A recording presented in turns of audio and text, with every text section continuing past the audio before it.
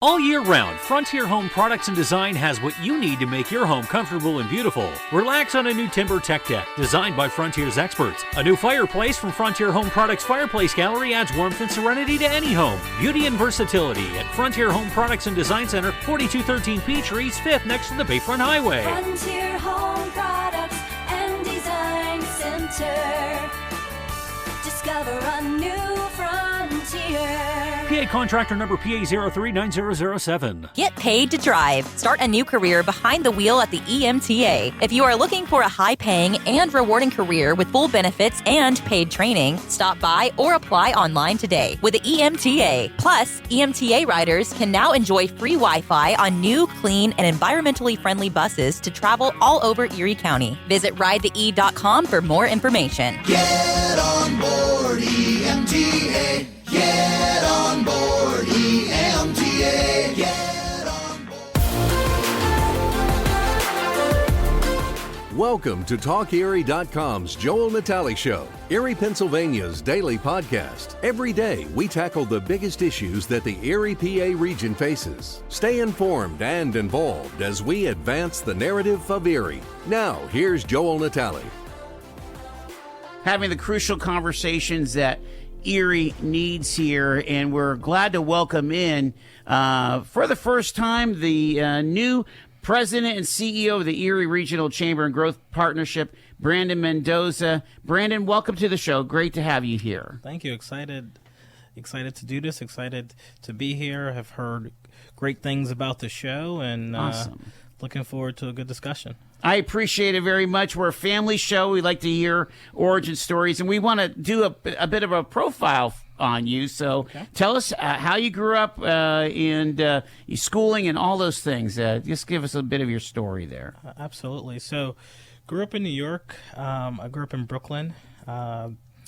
Lived there until about 14 years old.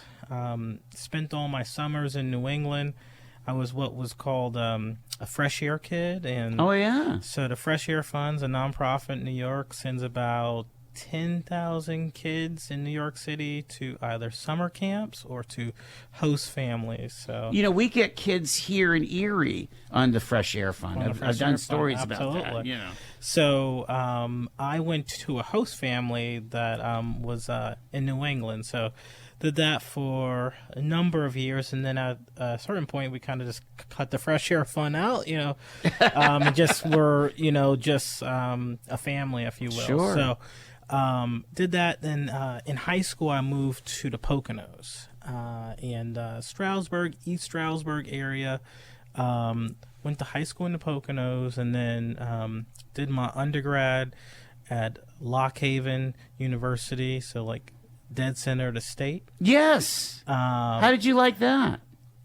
It was great. It was, kind of off the beaten path. Yes. A little bit mix of obviously in a rural setting, but Lock Haven had a lot of things going on. It was close enough to State College, close enough to What's their Williamsport. mascot? What's the name of the Lock Haven? The Bald Eagles. They're the Bald Eagles. Okay. Yeah. So sometimes I've been to Lock Haven like once, I think getting lunch or something. Oh, like that, yeah. Off of 80. Off right? of 80, yeah. Yeah. So it's actually a beautiful, beautiful campus. Mm-hmm. Just picturesque with the Susquehanna right there, and so forth. And that was a draw for me. So did that. Then I went to grad school at Pitt. I took a year off and then went to grad school at Pitt. Was there for a number of years, and then started working for a small consulting firm while I was in grad school. And then they hired me right in grad school. It was had a whole bunch of student debt, so I was like, sure. What was your major in undergrad and then in graduate school? What would you go for? Yeah, so undergrad it was kind of pre-law and poli-sci. I swore I wanted to be a lawyer. Did a few kind of internships and realized I did not want to be a lawyer. Right. But I did realize I wanted to work in like public policy and kind of economic development in that space. But I realized I needed a little bit something more than just a bachelor's. So went got my grad school, my MPA, so public administration. Public you know, administration, so yeah. really a public policy background. And you enjoyed your time in Oakland? I mean, sounded like Pittsburgh was sticky Velcro for you, huh? Because you stayed in Pittsburgh. Yeah, I huh? stayed. So I enjoyed my time at Pitt for sure, and it just was actually good. Great timing because the city was going through a little bit of a renaissance, had some new leadership within various areas of the city. So shortly after that, started working for the Allegheny Conference. And the Allegheny Conference is what would be our regional chamber of commerce or economic development organization, a little bit of a conglomerate of multiple types of organizations into one. Really allowed me to kind of work on some really big, important projects for a young 26-year-old. I had the mentorship of the CEO of the Allegheny Conference and many of the other leaders at the Allegheny Conference, and they were very much, obviously, players in the community and within the state, and some had, some national power as well. So worked on everything there from things like the Shell petrochemical plant out in Beaver County to federal policy, local policy, land use, taxes, tax abatements, immigration. Really had a kind of, baptism by fire there, but there was a lot of ambiguity, and people that kind of thrived in that ambiguity, did really well. Yeah, being able to be flexible in the projects that you were working on. Is that how you mean that? Or yeah, I think it was just more so like when you work at a regional chamber or economic development organization, you got to kind of be nimble enough to learn new things very quickly.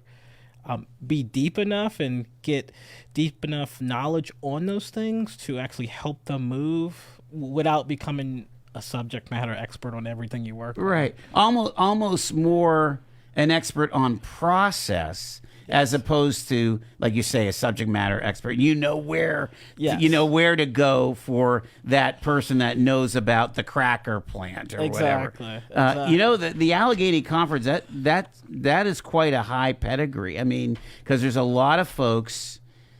I would imagine that experience is going to be quite influential on your experience here in Erie, because there's a lot of folks that say that we used to have an Erie conference and we don't anymore. And there's some folks that say that we need to get back to at least some of that kind of vibe where we just are talking at a pretty high level with industrialists, with business leaders, and certainly with the nonprofit sector and the public sector as well, Absolutely. I would say I don't know if we need that same exact model, but there are benefits to that model. Pooling resources and sharing mission, and pooling talent. We had very many different talent types at the Allegheny Conference, and that really allowed for you to specialize a little bit more in your areas and get kind of deeper and better at them. Okay. What was your favorite? Like, when you think about the projects you worked on or some of the threads that you followed, like, what was really, in your wheelhouse, do you feel? Yeah, I'd say I kind of carved out, some niches. Obviously, my favorite project I still think was the Shell project, just because, that project was just so large. Shell, spent hundreds of millions of dollars just evaluating the site and the project. It's not very many businesses or firms that can, spend that amount of money on investigation and evaluation. But that project was great because you just really saw from a kind of community level all the way up to a large international firm. You really just saw like how those sort of projects come together and really, So it was a learning process. It was also, I was handed some things as a 26, 27-year-old, probably way above, my title and salary at the time. But at the same time, it was just great to work with, the governor, the legislature, the locals, the city, the townships, school districts, work through all of their issues. Let me ask you again. I don't want to go on too much of a rabbit trail, but I'm really fascinated by this project. Who was governor at the time? When was this Corbett? Before Wolf, right? Yes. Did you find that the way that Pennsylvania is set up with all these municipalities, was that a major hurdle to jump when you're trying to drop a major project like that in a county like Beaver? I think that's kind of the benefit of the Allegheny Conference, was that rather than Shell coming in and working with 5 townships and school districts and county, they worked with the conference and the governor, and then our job was then to make sure that everybody at the local level had say and input, because they do have a lot of input and say. So were they busting? I hate to say it this way, but were they busting your chops a lot of times? Some were. That seems to be the narrative about Pennsylvania that we're trying to overcome, is that we need to be more pro-business. Not that we get waltzed over by a major multinational, but one sourpuss on a school board shouldn't wreck a multi-billion-dollar investment, right? You would hope so. I would say, we were coming out of the Great Recession still when this project really started to percolate. So 2011, 2012, we were close enough to the Great Recession. Beaver County, that site actually is actually a site where the previous business was leaving the state. So that site was actually within the community a sore subject, because Horsehead, which was a zinc smelter, they were leaving for North Carolina and greener pastures, they thought. Right to work, yeah. And we, so we had this, you're losing a firm and they're taking this many jobs, and here we had this other firm coming in that was going to put about the same amount of jobs with way more capital expenditure and construction and all that sort of stuff, and really be a key asset in their business portfolio. So that was fun. I'd say other issues I loved working on was we did immigration reform. We were one of kind of the leading chambers of commerce in the country on immigration reform, and a lot of people will think, well, what does Pittsburgh care about immigration reform? And I think it's similar to Erie, where a lot of cities in the Great Lakes, immigration has been like the stabilizing effect on our population. Because Pittsburgh's experienced population loss much like Erie has over the last 40 years, 50, 60 I wouldn't years. say much like, I think way worse. Okay. While Erie has had probably similar trajectories as many Great Lakes cities, right? In kind of that slow matriculation. Pittsburgh had that, and 1983 and a steel collapse, which basically supercharged that for 15, 20 years. Yeah. The other thing that did is it really undercut their population growth, their natural born, their birth rate, right? Yes, sure.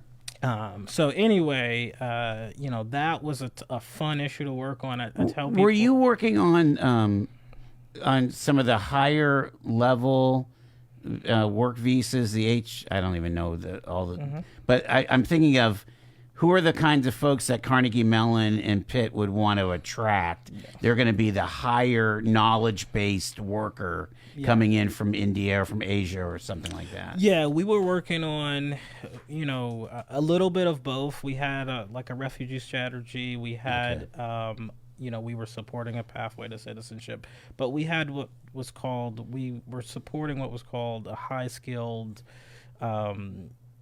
visa zone, right? Okay. So essentially, you would petition the federal government would have to pass some sort of legislation where certain zip codes and zones would be allowed to go over the visa cap, right? Similar to the H-1B visa, right? How certain sectors in the economy can get a certain amount of visas over the existing visa limits up to a certain point. You would do a similar thing on these zones, right? So essentially, places with certain sort of demographics. You haven't grown your population in a decade or 2 decades or whatever. You can show that you have openings enough that you can actually put these folks into jobs and roles and all of that sort of thing. You think about it. Okay, so a young man or woman coming in, let's say from Asia, goes to Pitt or Carnegie Mellon, gets their degree. Instead of just taking their skills to South Beach or back to Taiwan, they're keeping their skills in Allegheny County. Yeah, so that's where the H-1B would come into play. You have to go beyond the student visa, don't you? Yeah, that's the thought, because so much of that intellectual property, you really want them to start that idea in business, where you're invested, right. in, like you said, in Allegheny County's perspective there, and then obviously in Erie, we want them here. Yeah. So we did that. We worked with Michael Bloomberg's group out of New York, the New American Economy, on some reports and some other things, and obviously we did not win that battle. And that, and then a ton of other issues like transportation. We worked very closely with Chairman Schuster when he was the House T&I chairman on WRDA, which is our Water Resources Act, and then the previous transportation bill, the FAST Act. We worked very closely with them on that, and just had a lot of kind of economic development wins even within that. Brandon Mendoza, the new CEO and president of the Erie Regional Chamber and Growth Partnership, is with us here. We're learning his story, and it's interesting. I talk a lot about the I-79 corridor, and really is Western PA does help each other. We've got folks that have been involved, let's say, in the cracker plant in Beaver County, and certainly even just on a culture and entertainment, people gravitate to Pittsburgh from Erie, and vice versa, right? People in the vacation up here. Yeah, 100%. And I think a lot of my focus will be is how do you accelerate that further, and how do you grow business investment and infrastructure investment out of that as well. One of the kind of challenges in the Southwest is available flat land for development, and particularly in the southern part of our region and county, we've got tons of developable land, that would be that if they were in the Southwest would already have pads on them. Is that right? Wow. So figuring out a way to close that gap. One of the things I did kind of in my last 2 roles at NAIOP and the MBA was the Master Builders Association, was to advocate for something called the Site Development Fund that the state of Pennsylvania and DCED, they really led this creation of this fund to fund these industrial sites. Is that called Penn Sites now? Is yes, that the same thing? Exactly. Okay. Yeah, it's kind of a big deal right now. It is. So, working with our regional partners, definitely want to make sure that we bring home our fair share and build our sites, especially, these mega sites. These investments are happening. They're happening in Ohio. They're happening in New York. They're happening in, Virginia, Maryland, so all around us. And we have to be ready for, and be marketing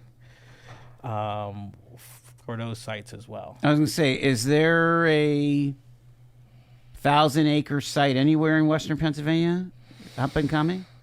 I mean, we talk about our own little, Erie County thing, but we're excited about it. 200 acres up at Green Shingle, but I'm just saying, is that the biggest one that's coming up right now, or? Well, I mean, I think that's, I'd say there's maybe one, two. I can think of maybe one in the Southwest. I mean, that's shocking when you go, again, you mentioned Ohio, you go down the I-71 corridor between Columbus and Cincinnati, and it's like, it seems like it's one site after another, Well, what you're seeing is in the Southwest, there's a topography issue, right? You just don't have, I mean, to be fair, in Western PA, we should get some accolades in that we've been very successful in brownfield, rehabs and cleanups, and we have built actual, those sites are actually very,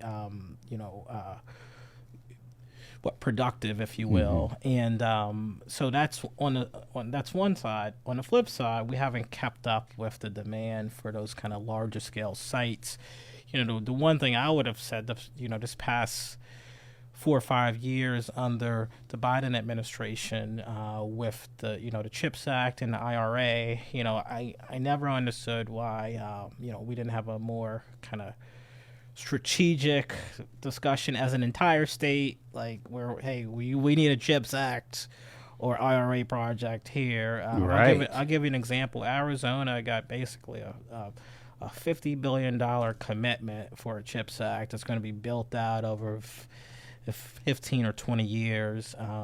Georgia got a little bit less than that, maybe $20 billion investment. Ohio got, I think, a $10 or $15 million Is that the Intel plant? Ohio? Yeah. And I'm just thinking, being the Keystone State, sure. We that would have been nice to get one of those. But regardless of anything, Erie needs to be ready for those next investments, and we need to be marketing. Mm-hmm. Yeah. About those available sites, and the fact that most folks will assume that our topography matches the Southwest when it's obviously very different, very much, a lot of flat land out here. We've got the Allegheny Plateau. We're actually doing okay, along with our Lake Plain, where, what was it, 40 years ago, U.S. Steel wanted to build a plant on the Ohio-PA line. Quickfill gasoline is made right here in America. United Refining Company, who operates Quickfill, refines its gasoline from North American crude oil in Warren, Pennsylvania. When you buy United Refining Company gasoline at Quickfill, you keep jobs and businesses in America. And you keep American families strong.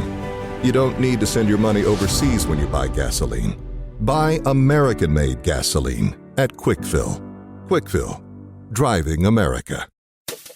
From baggage claim to pajamas in 10 minutes. Erie International Airport. Fly with ERI.com. Fly Erie International Airport to Charlotte on American Airlines, your nonstop gateway to the world. Also, we have Breeze Airways flying nonstop to Orlando and Tampa, Florida. A great low-cost carrier providing excellent service to the regional community. Fly Erie International for your travel needs. Fly with ERI.com. You have been called to do good, to feed the hungry, to love with action, to be a light in the darkness, to love your neighbor, to teach wisdom, to walk humbly, to love mercy, to care for the least of these. Will you accept the call? This is our city, our mission. Visit eriecitymission.org/volunteer to accept the call today. So what was it about the job that prompted you to apply to the open CEO position here in Erie? Yeah, absolutely. So last number of years, obviously have a number of mentors in economic development. So, leading a regional economic development organization that, in a community that had strong assets was high on the kind of like, goal list. Your bucket list. Yeah. Probably, was thinking, within the next 3 to 5 years on that front. Was at the Elegant Conference, was then at NAIOP, which is our Commercial Real Estate Association in Pittsburgh, led that for 5.5 years, and then was at the Master Builders, which is our Contractors Association. To be frank, I thought the organization had a very strong track record over the 150 years. You don't grow to be a 150-year organization without accomplishing a lot of stuff. Absolutely. 2, I thought the region really was well positioned. I think, obviously, I know about some of the disinvestment, say, of the past 30 years or a little bit more, but watching the actual reinvestment of, say, the past 10 past 10 years in Erie, as well as the aligning of thinking with many of the leaders in the community. I mean, some of that messaging and message points were making its way, down that 79, corridor, as we spoke about earlier. And so I had heard at least, secondhand about that momentum, coming to talk to some of the leaders in the search process and seeing that momentum up front. It was kind of like, okay, I'm kind of excited about this. I think, think about cities in the Commonwealth, cities of around 100,000 with a manufacturing legacy, in key institutions. Dime a dozen in the state of Pennsylvania. Think about all of those with this beautiful lake, this bayfront, Presque Isle, and committed leaders here in Erie. And to me, that's the standout point. We not only have a lot of what makes any region great, but we have a differentiator in this beautiful lake and this key asset over here. And I think one of the things that I'd like to do is make sure that we don't bury the lead. From a regional branding standpoint, it's kind of like we can be talking about a million other things as opposed to this beautiful lake right here and everything that sort of attracts. In all of your experience, do you get a sense that, and something I learned from your predecessor of that firms follow the workforce, that the workforce is the driver. Yes. And we've got a couple of challenges with that because we continue to have a population spiral. But in order to attract workforce, it's the intangibles of quality of life and like you say, the hard assets of having a gorgeous place to live. I mean, let's just face it. I mean, I love Pittsburgh. I love the Three Rivers. Take a river boat ride down. What is it? The Gateway Clipper. That's gorgeous. But man, this is amazing. And you're 15 minutes away from being on sand with your blanket and your suntan lotion. I mean. So I agree. I will say this. I will say when it comes to business expansion decisions, workforce matters, but also where does the CEO want to go for his trips? Where does the executive team want to go for their trips if they're not headquartered here? Is there a place for them to go when they come? Is a place attractive? All of that sort of stuff. Is a place receptive to them? All of that. I will say post-pandemic, the workforce angle isn't as strong as it was. The battle for talent it isn't the only measure. Okay. Right.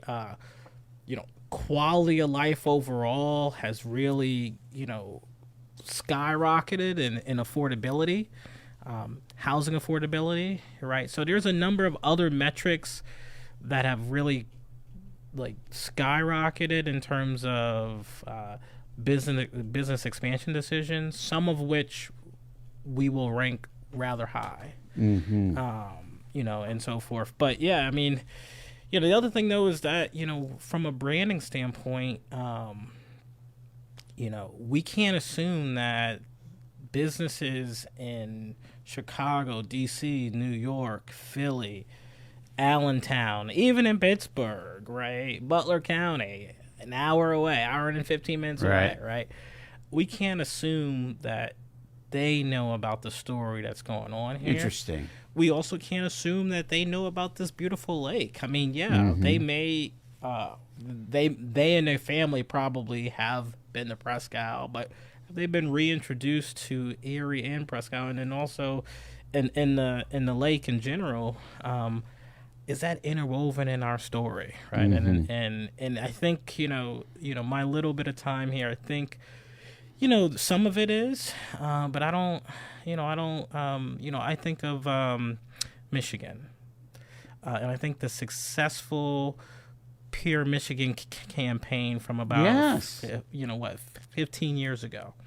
One of the most successful place-based advertising and branding that I think I've ever seen, and really just open your eyes to, I didn't realize that this state was surrounded by several Great Lakes, right, and all of that sort of stuff, right? And similarly, it didn't hurt to have Jeff Daniels to do your voiceover. Yeah.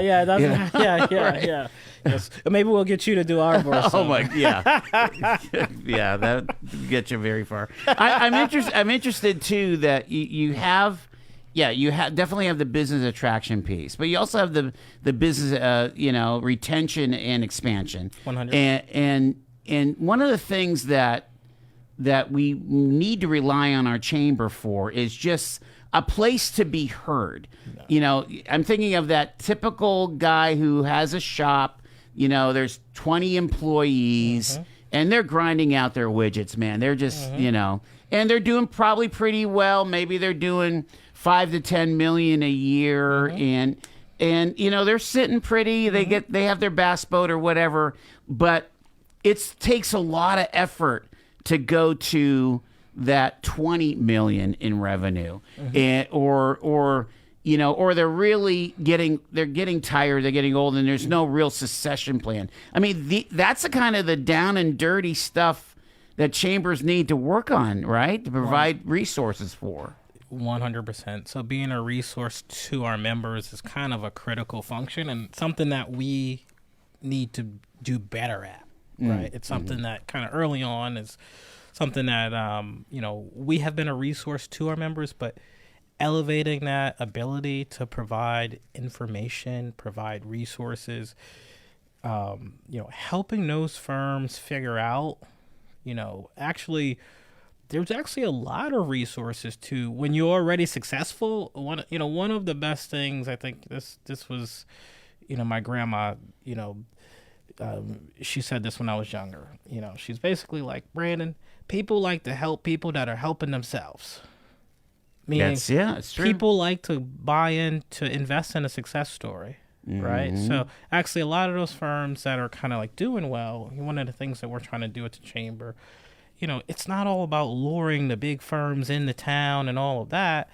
It's about getting some of our medium-sized fish that are ready to grow and graduate them, and help them and partner with them. There's actually a lot of capital available for those firms, whether it be, government or, private capital. It's just a matter of, the vision to get there and the why, right? I mean, that's the thing is that, sometimes it's the worry about that added risk, right? Going from 20 to 100 employees. Now you got several new departments, new HR protocols, new healthcare costs. It can be scary. Sure. But you got to kind of like lay out, well, this is how firms have done it. Bring in other leaders that have been in that, family-held business. Okay, we were at 25 employees. We were doing, $4 or $5 million a year. We were good and solid. Business was solid. Oh, and then we started thinking a little differently, and we did a business expansion, added on to our plant, added to business operations, so we went from 25 to 75. Right. And what that entails, and the fact that while it's probably scary at the onset, there's obviously thousands of firms, Yeah, right. Right. that do it every day. Talk about the economic development infrastructure here in Erie. I would imagine you've been spending your time meeting folks here. We've got that quote alphabet soup going on here.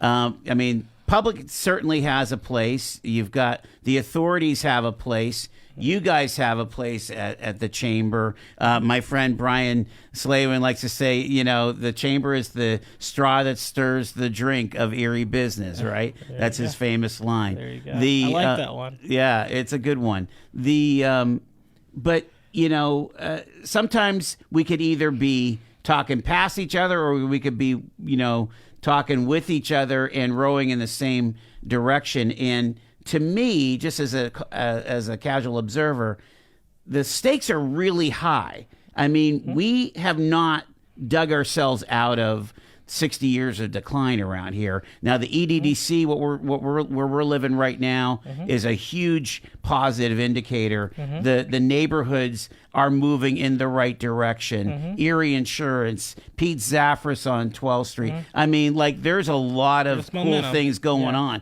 There's momentum. But how do we make sure that public, private, nonprofit, everybody's working together? I feel like you guys have kind of the critical role in all that, don't you?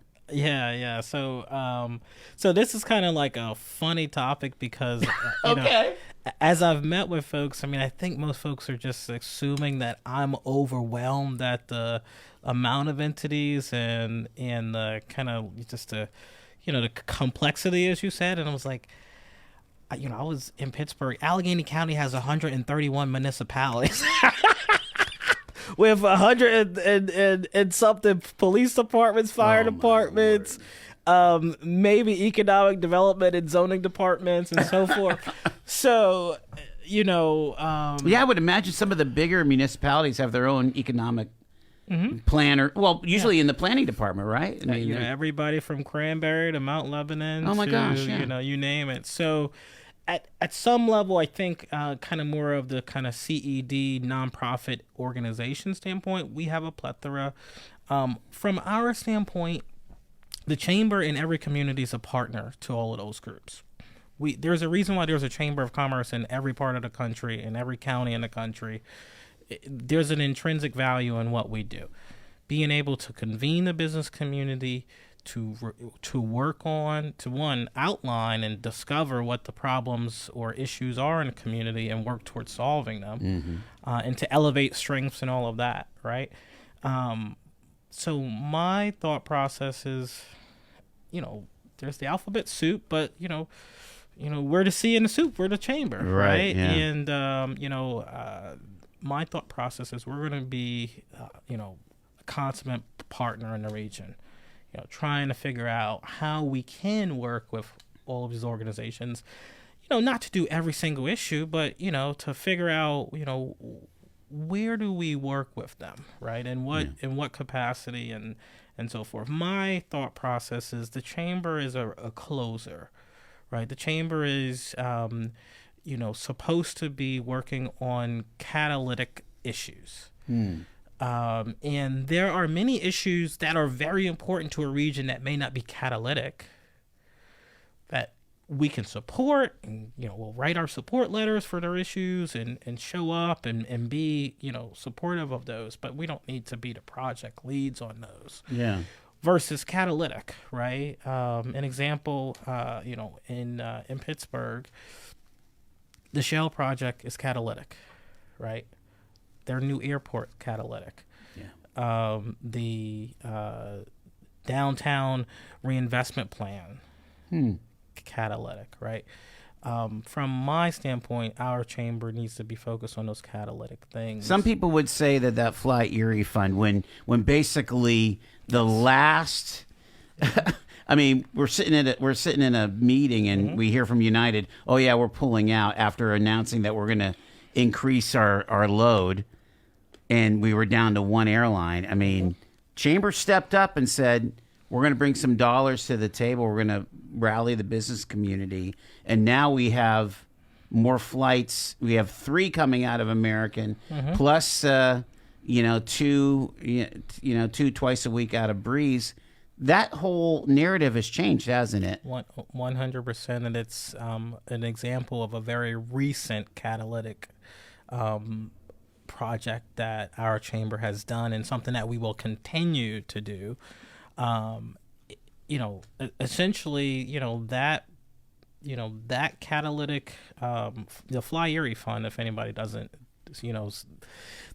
know what it is, we essentially set up a fund to help support our airport's ability to be competitive with their employment rates, and within the industry, the airline industry. This is a key measure for how airlines determine where they're going to invest future flights. A number of years ago, we were in the 20s. Cost per passenger in plane in Erie. Yes. So in plane, and I believe now we're approaching single digits, right? Yeah. So that work, that's it. That's an example of a chamber right there, right? Like, there's no one business that wants to own that, no one organization. It's a shared issue. It's like, well, how can we want to be a top tier city and then let our airport collapse, right? And there's a lot of work that a lot of people are doing in the community that would be undercut with that. Sure. But I will say, one, the executive director at the airport, Derek Martin, he's doing a great job. We obviously, leading that fund has allowed us to see behind the hood, if you will. And I mean, operational wise, they really are operating at a high capacity. So long term, the chamber really will be trying to work with Derek and his team and what's the future of the airport, right? And obviously the Fly Erie Fund is important, and we will continue to support it and raise those funds. But also long term, how does that airport find a revenue source? I tell in Pittsburgh, they've got drilling at the airport. The county supports a good amount of the operations, and then they also have a ton of real estate development that they've done out there at their airport and around the airport. So they've got a number of revenue streams coming in that really have allowed it to not only build a new world-class airport, but also add airline service. So we need something similar. I'm down to my last couple minutes with Brandon Mendoza, who's from the Erie Regional Chamber. If I'm that small business person or that nonprofit leader, but I'm interested in the chamber, what's the best way to connect with the chamber? Maybe become a member. What's the value proposition for becoming a member? Give me about 60, 90 seconds on that, if you would. Absolutely. I would say go to eriepa.com and hit our Join Now button really fast. It'll take you literally 3 minutes to complete a join form, an application form. And I mean, I'll tell you right now, we're going to be growing our membership. We are looking at this market, and we have had a lot of long-term success. But one of the things that we want to do is make sure that we're growing, particularly with those small businesses. Those are your small business army out there. And while we love our large firms that provide huge dollars and all of that, those small firms are the heart of chambers, and they also allow us to have that insight into what's going on the ground, what is the entrepreneur dealing with, and keeps us kind of grounded to the real economy. Yeah. I appreciate. I hope this is the beginning of a great conversation, great friendship here. Brandon Mendoza, President and CEO of the Erie Regional Chamber and Growth Partnership. Thank you so much for taking the time today, buddy. Thank you, guys. I appreciate it. You've been listening to The Joel Natale Show, Erie, Pennsylvania's daily podcast from TalkErie.com. Subscribe to our show on your favorite podcatcher and get involved by emailing joel@talkerie.com.